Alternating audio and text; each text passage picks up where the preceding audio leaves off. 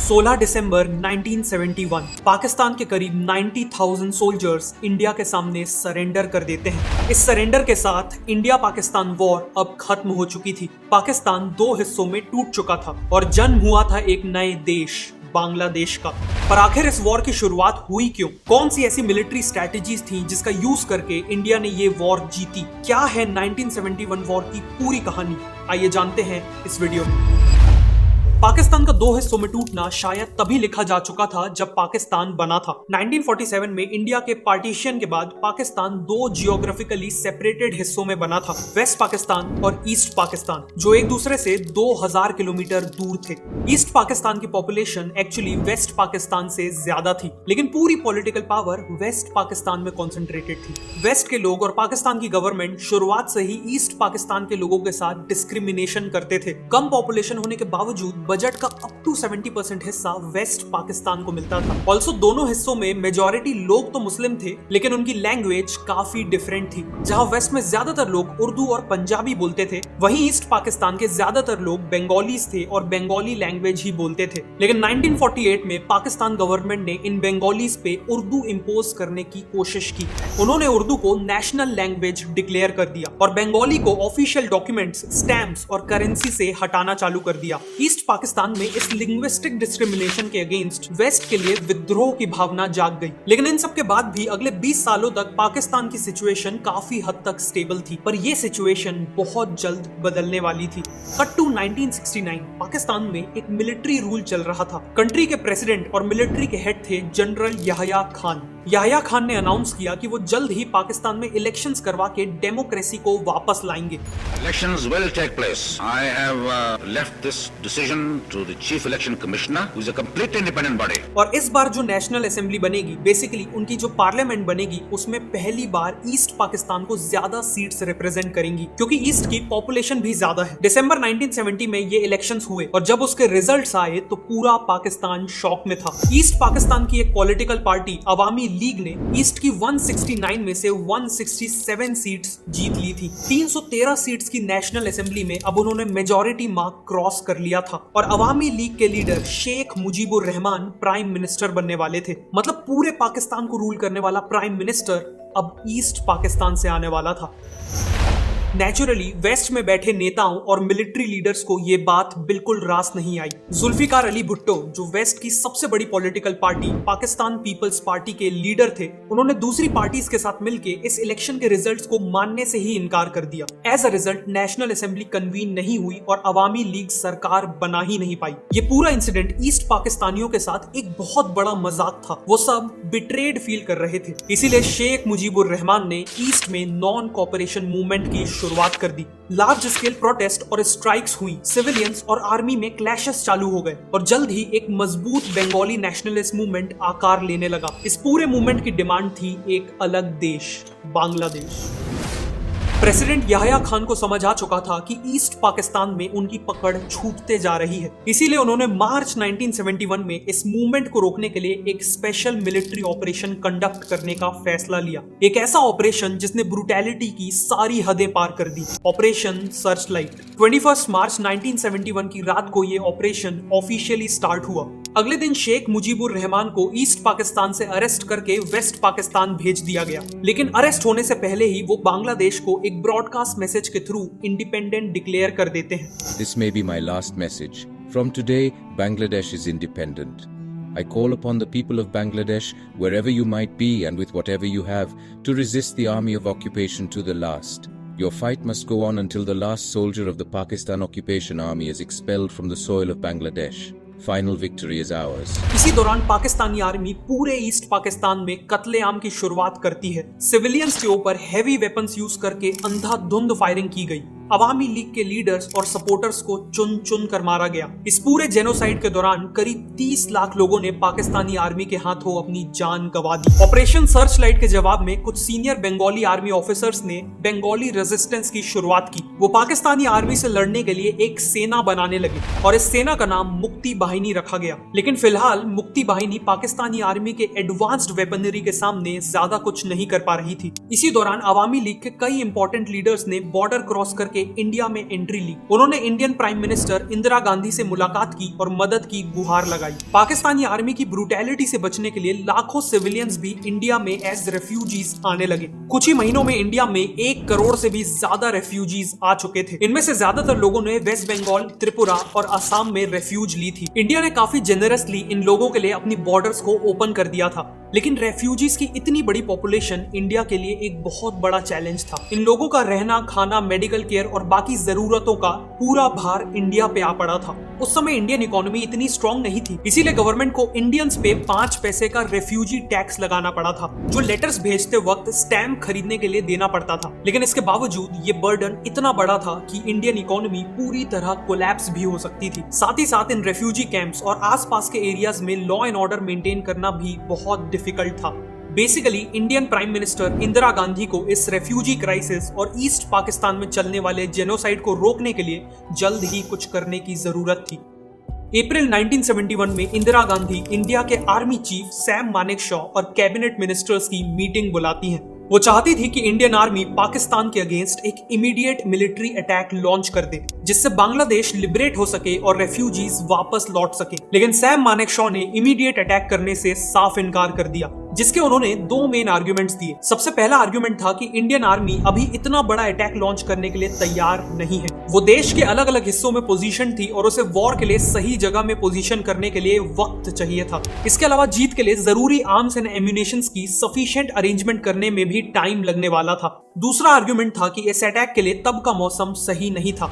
East में मई के महीने में मॉनसून का टाइम था, जो वहां के कई एरियाज को दलदल में बदल देने वाला था, जिससे इंडियन आर्मी की मूवमेंट कई गुना स्लो हो जाएगी और पाकिस्तान का डिफेंस कई गुना इफेक्टिव हो जाएगा। साथ ही साथ इस समय बर्फ पिघलने के कारण हिमालय के कई पासेस खुल जाते हैं, जिससे चाइना के लिए इंडिया पे अटैक करना बहुत आसान हो जाएगा और अल्टीमेटली इंडिया को एक 3 फ्रंट वॉर का सामना करना पड़ेगा। सैम मानेकशॉ का ये असेसमेंट इस बात का प्रूफ है कि वो एक ग्रेट मिलिट्री स्ट्रेटेजिस्ट थे। करीब 2500 साल पहले भारत में ऐसे ही एक और स्ट्रेटेजिस्ट हुए थे, चाणक्य, जो वॉर के साथ साथ ओवरऑल लाइफ में भी सक्सेस के सीक्रेट्स जानते थे। अगर आप भी अपनी लाइफ में चाणक्य की विनिंग स्ट्रेटेजी उतार कर सक्सेसफुल बनना चाहते हैं, तो मैं आपको art of winning the Chanakya way बाइट रिकमेंड करूंगा। ये और बाकी सभी बाइट्स कुकू एफएम में हिंदी में अवेलेबल है। लेकिन ये बाइट्स आखिर है क्या? बाइट्स बेसिकली कुकू एफएम का एक अमेजिंग सॉल्यूशन है हम जैसे बिजी लोगों के लिए, जो अपने बिजी शेड्यूल के कारण बुक्स पढ़ने का टाइम नहीं निकाल पाते। बाइट्स को सुनकर आप केवल 15 मिनट में पूरी बुक की की लर्निंग्स को कवर कर सकते हो। बाइट्स का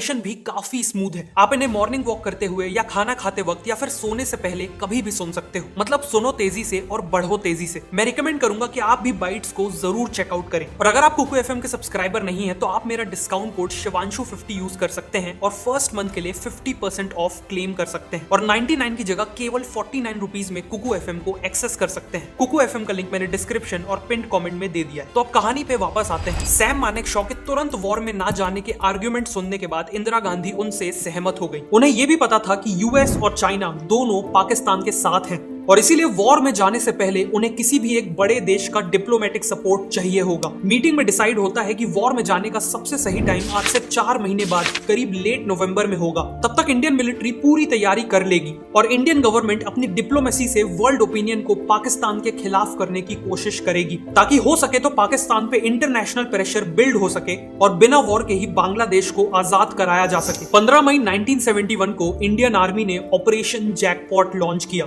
जिसमें उन्होंने खुद अटैक नहीं किया, लेकिन ईस्ट पाकिस्तान की मुक्ति बाहिनी को वेपन्स और ट्रेनिंग्स देने लगे, ताकि वो पाकिस्तानी आर्मी से एक इर्रेगुलर वॉर लड़ सके और उन्हें कमजोर कर सके।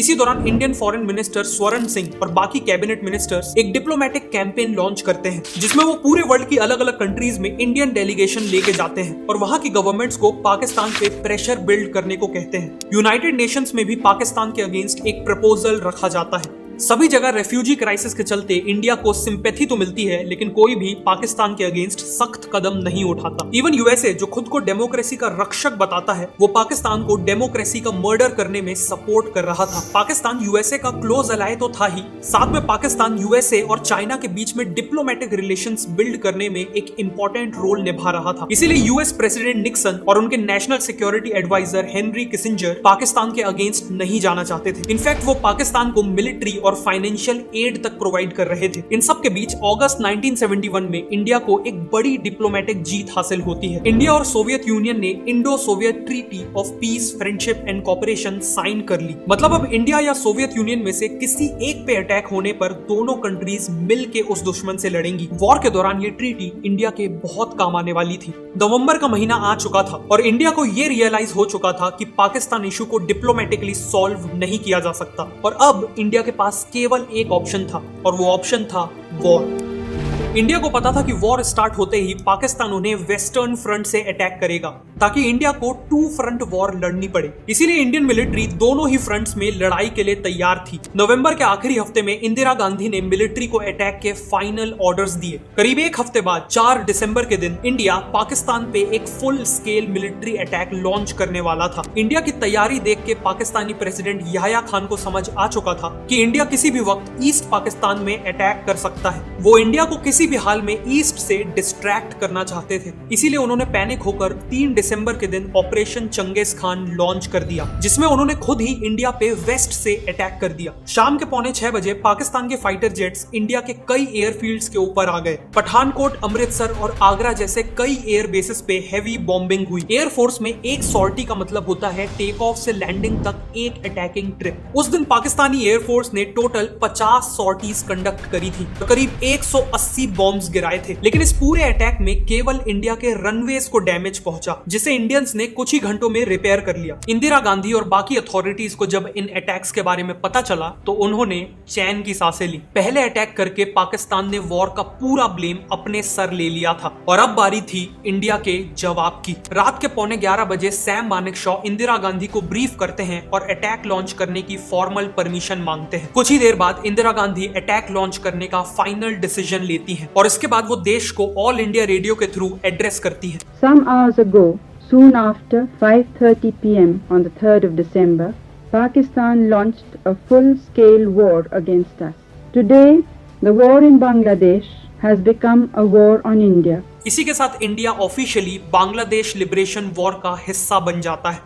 अगले दिन यानी 4 दिसंबर की सुबह इंडियन एयरफोर्स ने पाकिस्तान पे 2 गुना ज्यादा एग्रेसिव अटैक लॉन्च किया। इस अटैक में टोटल 120 सॉर्टीज पूरी की गई, जिसमें पाकिस्तान के एयर बेसेस और उनके एयरक्राफ्ट्स को मेजर डैमेज पहुंचा। दूसरी तरफ इंडियन नेवी की ईस्टर्न फ्लीट ईस्ट पाकिस्तान के 2 पोर्ट्स चित्तगोंग और कॉक्सेस बाजार पे हमला करने के लिए आगे बढ़ी। इंडिया के एयरक्राफ्ट कैरियर INS विक्रांत से 12 एयरक्राफ्ट ने टेक ऑफ किया। एयर टू ग्राउंड रॉकेट्स का यूज करके दोनों पोर्ट्स पे स्ट्राइक्स कंडक्ट की गई और उन्हें बुरी तरह से डैमेज कर दिया गया।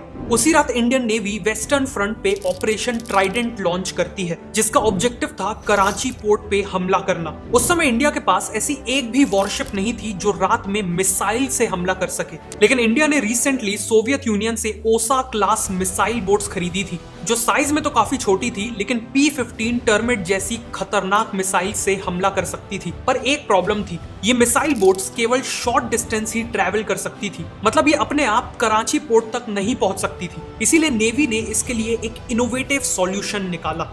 उन्होंने अपनी बड़ी बैटलशिप INS कील्टन से इन मिसाइल बोट्स को बांध लिया और कराची पोर्ट के नजदीक पहुंचने तक उन्हें टो किया। मिसाइल बोट्स को तभी स्टार्ट किया गया जब वो कराची पोर्ट के काफी नजदीक पहुंच गई। करीब रात के 10:30 बजे इन मिसाइल बोट्स ने एक भयानक अटैक लॉन्च किया। पोर्ट में डॉक्ड पाकिस्तान की बैटलशिप्स PNS खैबर और PNS मुहाफिज पूरी तरह से डिस्ट्रॉय हो गई और डूब गई और उनकी वीनस चैलेंजर को भी बुरी तरह से डैमेज कर दिया गया। साथ में इंडियन नेवी ने वहां रखे ऑयल टैंकर्स को भी सक्सेसफुली हिट किया, जिस कारण पूरे कराची पोर्ट में एक भयानक आग लग गई जो कई दिन तक जलती रही। इंडिया के इन सभी जवाबी हमलों को देखकर पाकिस्तान काफी शॉक्ड था, लेकिन ये तो केवल शुरुआत थी। राजस्थान के डेजर्ट रीजन में एक टाउन है लोंगेवाला। वॉर के दौरान लोंगेवाला पोस्ट में इंडियन आर्मी की पंजाब रेजिमेंट की केवल एक कंपनी तैनात थी, जिसमें केवल 120 सोल्जर्स थे। इनके कमांडर थे major KS Chandpuri. Pakistani army ने रात में मौका देख के अपने 2 से 3 हजार सोल्जर्स के साथ यहाँ हमला कर दिया। 20 गुना ज्यादा सोल्जर्स के साथ साथ उनके पास हैवी आर्टिलरी गन्स और करीब 45 टैंक्स भी थे। इस अटैक को काउंटर करने के लिए इंडियन आर्मी को इंडियन एयरफोर्स की मदद चाहिए थी। जैसलमेर एयरबेस पे 4 हंटर एयरक्राफ्ट मौजूद थे, लेकिन वो रात में ऑपरेट करने के केपेबल नहीं थे। अब पाकिस्तान आर्मी के टैंक्स केवल 300 मीटर दूर थे और मेजर चांदपुरी को उन्हें किसी भी कीमत पे रात भर आगे बढ़ने से रोकना था। उन्होंने अपने मशीन गनर्स को ऑर्डर दिया कि वो लगातार हाई वॉल्यूम में फायर करें। ये फायरिंग काफी लो कैलिबर की थी, इसीलिए टैंक्स को कोई नुकसान तो नहीं हुआ, लेकिन इतनी हैवी फायरिंग देखकर पाकिस्तानियों को लगा कि लोंगेवाला पोस्ट को हजारों इंडियन सोल्जर्स गार्ड कर रहे हैं। इसके अलावा पाकिस्तानियों को वहां बार्ब्ड वायर्स पड़े हुए मिले, जो इंडियंस ने अपने पोस्ट के अराउंड पोस्ट को मार्क करने के लिए लगा रखे थे। लेकिन पाकिस्तानियों को लगा कि इंडियंस ने बार्ब्ड वायर्स को माइनफील्ड एरिया को मार्क करने के लिए लगाया है। बेसिकली उन्हें लगा कि आगे माइंस लगी हुई हैं जो उनके टैंक्स को डिस्ट्रॉय कर देंगी। पाकिस्तानियों ने डिसीजन लिया कि इतने सारे इंडियन सोल्जर्स से भिड़ना और माइंस को क्लियर करना रात में सही नहीं होगा, इसीलिए उन्होंने अपने अटैक को सुबह होने तक टाल दिया। सुबह होते ही जैसलमेर से एयरफोर्स ने हंटर एयरक्राफ्ट्स का एयर सपोर्ट भेज दिया। इन एयरक्राफ्ट्स ने कई सॉर्टीज लगाई और पाकिस्तानी टैंक्स पे हैवी बॉम्बिंग करी। दर्जनों पाकिस्तानी टैंक्स पूरी तरह से डिस्ट्रॉय हो गए। 6 दिसंबर की रात तक पाकिस्तानी ट्रूप्स को हैवी लॉसेस हो चुके थे और उनकी मदद के लिए भी पाकिस्तानी एयरफोर्स से कोई नहीं आया। अल्टीमेटली एक करारी हार के बाद उन्हें रिट्रीट करना पड़ा। 7 दिसंबर तक इंडियन आर्मी ने ईस्ट में भी मेजर प्रोग्रेस अचीव कर ली थी। ईस्ट पाकिस्तान का पहला मेजर टाउन जैसोर लिबरेट हो चुका था। ये एक बड़ी जीत थी क्योंकि यहाँ पे एक पाकिस्तानी एयर बेस मौजूद था जिसे अब इंडियन एयरफोर्स अपने फर्दर अटैक्स के लिए यूज करने वाली थी। बांग्लादेश को पूरी तरह से लिबरेट करने के लिए इंडियन आर्मी को ढाका को कैप्चर करना जरूरी था, क्योंकि ढाका ही ईस्ट पाकिस्तान का कैपिटल था। लेकिन वहां तक पहुंचना आसान नहीं होने वाला था। नॉर्थ ईस्ट सेक्टर से आगे बढ़ने वाली इंडियन आर्मी की ट्रूप्स ने 10 दिसंबर तक सिलहेट टाउन का एरिया कैप्चर कर लिया था और अब उन्हें मेघना रिवर पार करके ढाका की ओर आगे बढ़ना था। लेकिन इनके बीच एक बहुत बड़ा रोड ब्लॉक था, आशुगंज। पाकिस्तान ने आशुगंज में बहुत बड़ी सेना लगा रखी थी ताकि इंडिया मेघना को क्रॉस ना कर पाए। इंडिया को इन्हें हराने में कई दिन लगने वाले थे और साथ में लॉस ऑफ लाइफ तो होगा ही। इसीलिए वहां मौजूद लेफ्टिनेंट जनरल सगत सिंह ने एक ऐसा फैसला लिया जिससे इंडिया बिना लड़े ही आशुगंज जीत गया। इंडियन आर्मी ने अपने MI4 हेलीकॉप्टर्स का यूज किया और 4000 इंडियन सोल्जर्स को सीधा मेघना के पार एयरलिफ्ट कर दिया। आशुगंज को बाईपास किया जा चुका था। वहां पोजीशन पाकिस्तानी आर्मी केवल देखती रह गई और कोई एक्शन नहीं ले पाई। इंडियन आर्मी चारों दिशाओं से आगे बढ़ रही थी और अब इंडिया के लिए ढाका दूर नहीं था। लेकिन तभी वॉर में पाकिस्तान के सपोर्ट में एंट्री होती है दुनिया के सबसे शक्तिशाली देश की, और वो देश था अमेरिका। पाकिस्तान के सपोर्ट में यूएसए ने अपनी नेवी की टास्क फोर्स 74 को बे ऑफ बंगाल की ओर भेज दिया। इस फ्लीट में वर्ल्ड का largest aircraft carrier, 8 navy ships और 1 न्यूक्लियर अटैक सबमरीन थी। साथ में यूके ने भी इंडिया के अगेंस्ट अपनी ईगल एयरक्राफ्ट कैरियर और कुछ नेवी शिप्स अरेबियन सी की ओर भेज दी थी। पाकिस्तान, यूएसए और यूके, इन तीनों से एक साथ डील करना इंडिया के लिए इम्पॉसिबल था। लेकिन पाकिस्तान और यूएसए शायद ये भूल गए थे कि इंडिया के पास भी एक दोस्त है। इंडिया ने सोवियत यूनियन के साथ जो फ्रेंडशिप ट्रीटी साइन की थी, उसका यूज करके इंडिया ने उनसे हेल्प मांगी। सोवियत यूनियन ने बिना देरी किए अपनी पैसिफिक फ्लीट को इंडिया के सपोर्ट में भेज दिया। इस फ्लीट में 5 शिप्स और 6 न्यूक्लियर केपेबल सबमरीन्स थी। सोवियत की फ्लीट ने यूएस की फ्लीट को घेर लिया और यूके की फ्लीट का रास्ता रोक दिया। एक न्यूक्लियर वॉर के डर से यूएस और यूके ने आगे बढ़ने की हिम्मत नहीं की और इंडिया के ऊपर से एक बहुत बड़ा खतरा हट गया। 11 दिसंबर तक इंडियन आर्मी चारों दिशाओं से जीत हासिल करते हुए तेजी से आगे बढ़ रही थी। इसे देखते हुए पाकिस्तान की बहुत बड़ी सेना नॉर्थ से पीछे हटते हुए ढाका की ओर जाने लगी। अगर ये सभी पाकिस्तानी ढाका पहुंच के वहां मौजूद सेना से मिल जाते तो फिर ढाका को आजाद करना इंडिया के लिए बहुत चैलेंजिंग होता। इसीलिए इंडियन एयरफोर्स और इंडियन आर्मी ने एक जबरदस्त कंबाइंड ऑपरेशन को अंजाम दिया। एयरफोर्स के करीब 50 ट्रांसपोर्ट एयरक्राफ्ट ने तंगैल रीजन में करीब 800 इंडियन पैराट्रूपर्स को ड्रॉप किया। तंगैल रीजन पीछे आती हुई पाकिस्तानी सेना और ढाका के बीच में पड़ता था। इफेक्टिवली इस ड्रॉप के बाद पाकिस्तानियों का ढाका का रास्ता बंद हो चुका था। 800 पैराट्रूपर्स के अलावा इंडिया ने आसपास के एरियाज में जूट से बनी डमीज को भी ड्रॉप किया। ये डमीज दूर से बिल्कुल इंडियन सोल्जर्स जैसी दिखती थी। ऐसा किया गया ताकि पाकिस्तानियों को लगे कि इंडियन पैराट्रूपर्स का नंबर बहुत ज्यादा है और वो इन्हें अटैक करने की हिम्मत ना करे, और हुआ भी ऐसा ही। ये मिशन काफी सक्सेसफुल हुआ और इसने इंडिया को जीत के काफी करीब ला दिया। 14 दिसंबर तक ढाका पूरी तरह से घिर चुका था और इंडिया ने पाकिस्तान के सामने सरेंडर की मांग रख दी थी, लेकिन पाकिस्तान ने अभी तक सरेंडर नहीं किया था। ऐसे में इंडियन एयरफोर्स को एक इंटेलिजेंस हाथ लगी, जिसके अकॉर्डिंग ढाका में मौजूद गवर्नमेंट हाउस में ईस्ट पाकिस्तान के गवर्नर एक हाई लेवल मीटिंग करने वाले थे, जिसमें वो वॉर को कंटिन्यू रखने पर डिसीजन लेने वाले थे। लेकिन ये मीटिंग प्लान के हिसाब से नहीं जाने वाली थी। इस मीटिंग के दौरान इंडियन एयरफोर्स ने कुछ ऐसा किया जिसने पाकिस्तान को जड़ से हिला दिया। विंग कमांडर बिश्नोई और उनके साथ 3 और पायलट्स ने अपनी MiG-21 में उड़ान भरी और चलती मीटिंग के दौरान एक जोरदार एयर स्ट्राइक कंडक्ट की। पूरा गवर्नमेंट हाउस धुआं धुआं हो गया। गवर्नर AM मलिक ने भागकर एक एयर रेड शेल्टर में अपनी जान बचाई और कांपते हुए हाथों से अपना रेजिग्नेशन लिखने लगे। गवर्नर के रेजिग्नेशन के साथ ईस्ट पाकिस्तान में पाकिस्तानी गवर्नमेंट की बैकबोन अब टूट चुकी थी। 15 दिसंबर तक पाकिस्तानी सोल्जर्स ने अंदर से हार मान ली थी। इंडियन आर्मी का ढाका पे कब्जा हो चुका था और इंडियन नेवी ने समुद्री रास्ता भी ब्लॉक कर दिया था। बेसिकली पाकिस्तानियों के एस्केप का कोई चांस नहीं था। पाकिस्तानी सोल्जर्स अपनी जान बचाने के लिए ढाका यूनिवर्सिटी और बाकी बिल्डिंग्स में छिपे हुए थे। इस दौरान सैम मानेकशॉ ने पाकिस्तानी ट्रूप्स और पाकिस्तान की eastern army commander general Niazi को मैसेजेस ब्रॉडकास्ट किए, जिसमें उन्होंने पाकिस्तान के अनकंडीशनल सरेंडर की मांग रखी। इन मैसेजेस से पाकिस्तानियों को मोराल पूरी तरह से टूट गया। मेजर जनरल जेकब, जो इंडियन आर्मी के ईस्टर्न कमांड के चीफ ऑफ स्टाफ थे, 16 दिसंबर को उन्हें जनरल नियाजी के पास सरेंडर के नेगोशिएशंस करने के लिए भेजा गया। कई घंटों के इंटेंस नेगोशिएशन के बाद जनरल नियाजी सरेंडर के लिए तैयार हो गए। उसी दिन ढाका के रमना रेस कोर्स में पाकिस्तान की सरेंडर सेरेमनी हुई। सेरेमनी की शुरुआत में पाकिस्तानी आर्मी ने इंडियन कंटिंजेंट को गार्ड ऑफ ऑनर दिया। फिर जनरल नियाजी ने लेफ्टिनेंट जनरल GS अरोरा की निगरानी में publicly instrument of surrender sign किया और फाइनली रोते हुए अपने एपेलेट और रिवॉल्वर निकाल के जनरल अरोरा को हैंड ओवर कर दिया। ये एक्ट पूरी पाकिस्तानी आर्मी के सरेंडर को सिंबलाइज करता था। इसी के साथ पाकिस्तान के करीब 93,000 सोल्जर्स इंडिया के सामने सरेंडर कर चुके थे, जो वर्ल्ड वॉर 2 के बाद किसी भी मिलिट्री का सबसे बड़ा सरेंडर था। बांग्लादेश लिबरेशन वॉर अब खत्म हो चुकी थी और बांग्लादेश